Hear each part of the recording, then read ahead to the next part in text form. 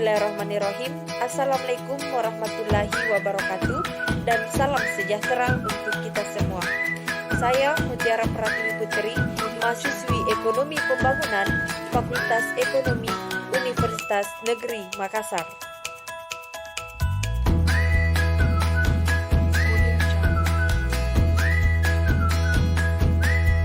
Pada kesempatan yang berbahagia ini, saya akan membawakan sebuah materi yang berjudul kepailitan. Namun, apa sih kepailitan yang sebenarnya? Kita akan membahas pada slide berikut ini.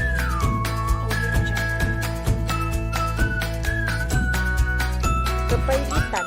Kepailitan didefinisikan atau dimaknai sebagai minta umum atas semua kekayaan debitur pailit yang pengurusan dan pemberesannya dilakukan oleh kurator di bawah pengawasan hakim pengawas sebagaimana diatur dalam undang-undang.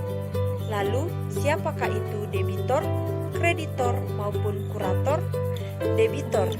Debitor adalah pihak yang berhutang kepada pihak lain, biasanya dengan menerima sesuatu dari pihak lainnya yang dijanjikan oleh debitur untuk membayar kembali di waktu yang telah disepakati. Lalu, kreditor. Kreditor adalah orang yang mempunyai piutang karena sebuah perjanjian. Dan kurator.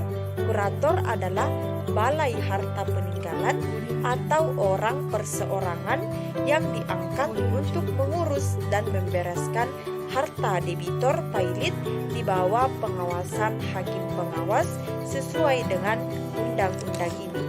Selanjutnya di sini kita akan membahas lebih lanjut mengenai definisi daripada jenis-jenis kreditur itu sendiri.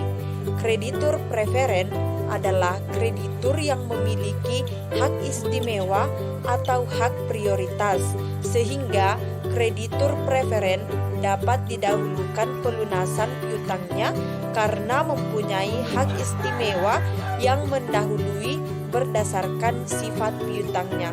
Yang kedua yaitu kreditur separatis. Teman-teman bisa lihat pada slide di bawah ini, kreditur separatis yaitu kreditur yang memegang hak jaminan kebendaan. Selanjutnya yang ketiga yaitu kreditur konkuren, di mana kreditur konkuren ini yang tidak memegang hak jaminan kebendaan, tetapi kreditur ini memiliki hak untuk menagih debitur berdasarkan suatu perjanjian. Namun, dalam pelunasan piutang, kreditur konkuren mendapatkan pelunasan yang paling terakhir setelah kreditur preferen dan kreditur separatis terlunasi piutangnya. Asas keseimbangan. Undang-undang ini mengatur beberapa ketentuan yang merupakan perwujudan dari asas keseimbangan.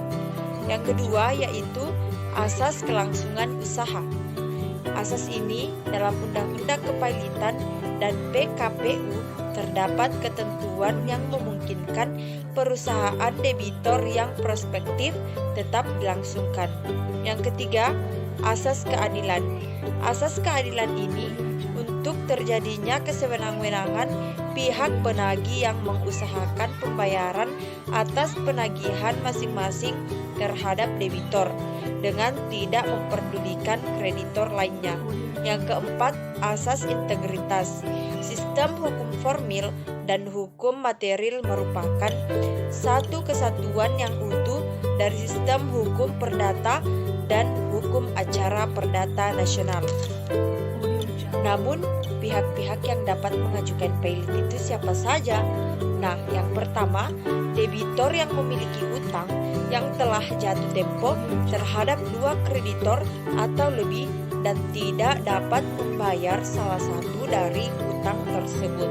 Yang kedua, kreditor yang meminjamkan uang kepada debitor dengan mengajak satu kreditor lainnya untuk mengajukan permohonan pailit.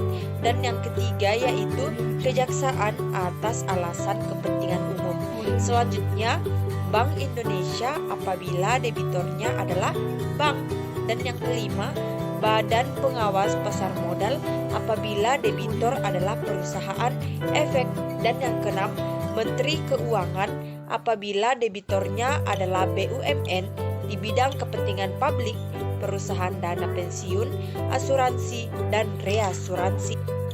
Akibat kepailitan yang pertama, debitor demi hukum kehilangan haknya untuk menguasai dan mengurus kekayaannya yang termasuk dalam harta pailit sejak tanggal putusan pernyataan pailit diucapkan. Yang kedua, semua perikatan debitor yang terkait setelah putusan pernyataan pailit tidak dapat dibayarkan dari harta pailit, kecuali perikatan tersebut menguntungkan harta pailit. Dan yang ketiga, tuntunan mengenai hak dan kewajiban yang menyangkut harta pailit harus diajukan oleh atau terhadap kurator. Keempat, selama berlangsungnya kepailitan, tuntunan untuk memperoleh pemenuhan perikatan dari harta pailit yang ditujukan untuk terhadap debitor pailit hanya dapat diajukan dengan mendaftarkannya untuk dicocok. Ketidakmampuan pemilik perusahaan dalam mengelola perusahaan menjadi suatu hal yang sangat fatal yang dapat membawa perusahaan ke jurang kepailitan. Pada umumnya, bagi perusahaan baru cenderung kurang hati-hati dalam mengelola sedangkan bagi perusahaan lama sulit menangkap permintaan konsumen. Yang kedua, kurangnya kepekaan terhadap kebutuhan konsumen dan juga kurang mengamati gerakan pesaing juga dapat membuat perusahaan pailit, sebab perusahaan menjadi kurang kompetitif dan tertinggal jauh sebab tidak mampu bersaing dengan perusahaan lainnya. Yang ketiga yaitu berhenti melakukan suatu inovasi. Perkembangan teknologi informasi saat ini sangat cepat. Tren dapat muncul kapan saja sesuai dengan kondisi masyarakat pada saat itu. Dan apabila perusahaan tidak melakukan inovasi terhadap barang atau produknya, maka akan ditinggalkan, sebab sudah tidak sesuai dan tidak relevan dengan permintaan konsumen. Pengusaha tidak boleh berhenti berinovasi agar tetap eksis dan juga tidak terkena pailit demi kelangsungan usahanya. Selanjutnya di sini kita akan membahas mengenai akibat hukum kepailitan. Dengan ditetapkannya putusan pernyataan pailit, maka sejak dibacakannya putusan pailit, debitur kehilangan haknya untuk menguasai dan mengurus kekayaan yang termasuk dalam harta pailit.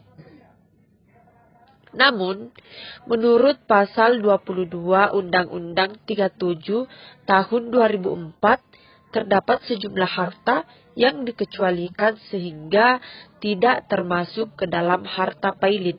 Antara lain, yang pertama yaitu benda, termasuk hewan yang benar-benar dibutuhkan oleh debitur sehubungan dengan pekerjaannya. Perlengkapannya, alat-alat medis yang dipergunakan untuk kesehatan, tempat tidur dan perlengkapannya yang dipergunakan oleh debitor dan keluarganya, dan bahan makanan untuk 30 hari bagi debitor dan keluarganya yang terdapat di tempat itu.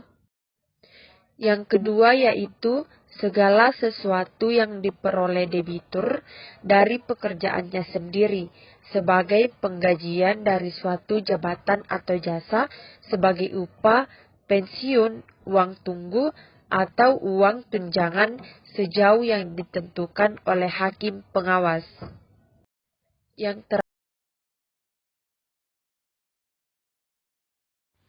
terakhir yaitu uang yang diberikan kepada debitor untuk memenuhi suatu kewajiban memberi nafkah menurut undang-undang.